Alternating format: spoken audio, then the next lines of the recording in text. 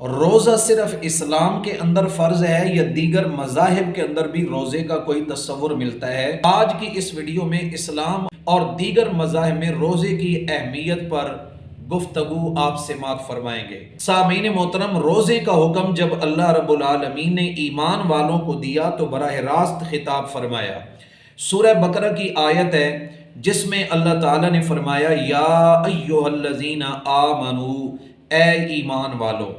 سب سے پہلی بات تو یہ ہے کہ اللہ پاک نے ایمان والوں کو ڈائریکٹ خطاب کیا اور پورے قرآن مجید کے اندر 88 مرتبہ 88 دفعہ اللہ تعالیٰ نے ایمان والوں کو براہ راست خطاب کیا ہے۔ یہ ایک بڑے اعزاز کی بات ہے۔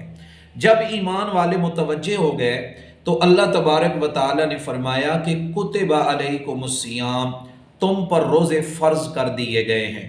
پھر ایمان والوں نے سوچا کہ مولا، کیا صبح سحری سے لے کر افطاری تک کھانے پینے سے رکنا، جائز خواہشات سے رکنا، جو چیزیں سارا سال ہمارے لیے جائز اور حلال ہوتی ہیں، کیا اس روزے کے ٹائم میں وہ ہمارے اوپر حرام ہو گئی ہیں؟ آخر کوئی ناراضگی تو نہیں ہے؟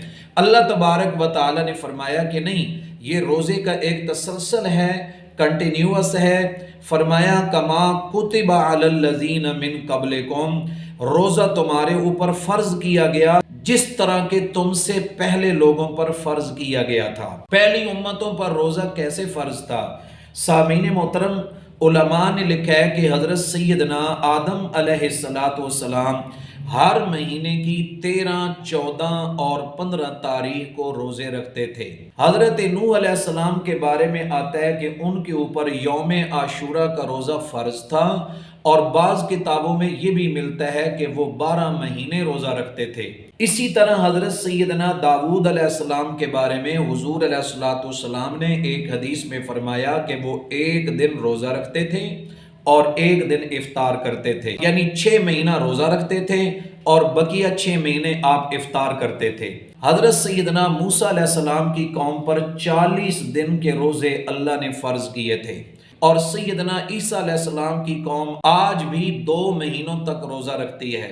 باقی بات کریں دیگر مذاہب کی تو ہندو مذہب میں ایک سالانہ تہوار ہے برت کے نام سے جو منایا جاتا ہے، اس دن وہ روزہ رکھتے ہیں، اور ہندوؤں کا یہ عقیدہ ہے کہ اس روزے سے ہمیں روحانی طور پر ایک ترقی نصیب ہوتی ہے۔ اور جو برہمن ہندو ہیں وہ سال میں 24 روزے رکھتے ہیں، جبکہ ہم مسلمان 30 روزے رکھتے ہیں۔ ہندوؤں کا ایک جینی مذہب ہے، اس کے اندر وہ 40 روزے رکھتے ہیں۔ اسی طرح جو پارسی مذہب ہے ان کے اندر بھی روزے کے کچھ مخصوص ایام ہیں، لیکن عام لوگوں کے لیے وہ روزے کے دن کم ہیں، لیکن ان کے جو علماء ہیں ان کے لیے روزے کے ایام زیادہ ہیں۔ یہودی مذہب جو ہے اس کے اندر آج بھی یہ بات موجود ہے کہ اگر کوئی خطرہ موجود ہو یا جس وقت ان کا کوئی کاہن الہام یا نبوت کے کسی کام پر کام کرنا شروع کر دے، اس وقت بھی کوئی روزہ رکھتے ہیں۔ یا یہودی مذہب میں آج بھی یہ بات موجود ہے کہ جب ان کے ملک کے اندر کوئی وبا آتی ہے، کوئی مصیبت نازل ہوتی ہے، قحط کا سامنا کرنا پڑتا ہے، یا پھر ان کا کوئی بادشاہ کسی مہم پر روانہ ہوتا ہے، تو یہودی مذہب کے اندر روزہ رکھتے ہیں۔ اور حضرت عیسیٰ علیہ السلام کے ماننے والے جو عیسائی ہیں وہ بھی مختلف ایام کے اندر روزہ رکھتے ہیں، یعنی روزے کا ایک تسلسل مختلف مذاہب کے اندر رہا ہے۔ صرف اسلام کے اندر اور مسلمانوں کے اوپر روزہ فرض نہیں، روزہ کسی نہ کسی درجے میں یہودیت کے اندر بھی رہا ہے، بدھ مت کے اندر بھی روزہ ہے، ہندوؤں کے اندر بھی روزہ ہے، اور پارسی مذہب کے اندر بھی روزہ ہے، اہل مصر کے اندر بھی روزہ ہے۔ روزے کی ایک بڑی لمبی تاریخ ہے جو کہ آدم علیہ السلام سے شروع ہوتی ہے اور قیامت تک یہ روزہ اسی طرح چلتا رہے گا۔ یہ روزہ روحانی ترقی کا ایک بہت بڑا سبب ہے۔ روزہ اللہ تبارک و تعالیٰ کے قرب کا ذریعہ ہے، اس لیے تو حدیث قدسی ہے، اللہ تبارک و تعالیٰ فرماتے ہیں کہ الصوم لی وانا اجزی بہ، روزہ میرے لیے ہے اور اس کی جزا قیامت کے دن میں اللہ تعالیٰ خود ہی دوں گا۔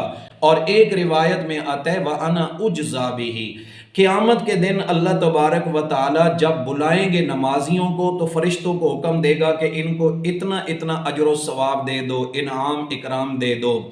جس وقت عمرہ کرنے والے، حج کرنے والے آئیں گے تو فرشتوں کو حکم ہوگا، صدقہ خیرات کرنے والے آئیں گے تو فرشتوں کو حکم ہوگا، اسی طرح تلاوت قرآن کرنے والے آئیں گے تو فرشتوں کو حکم ہوگا کہ ان کو اتنا اتنا اجر دے دو۔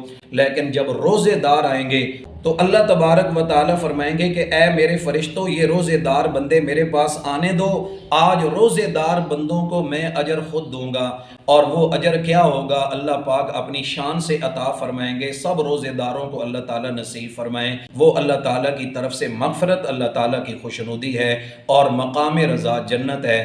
اللہ تعالیٰ ہم سب کو وہ جنت والا مقام نصیب فرمائے۔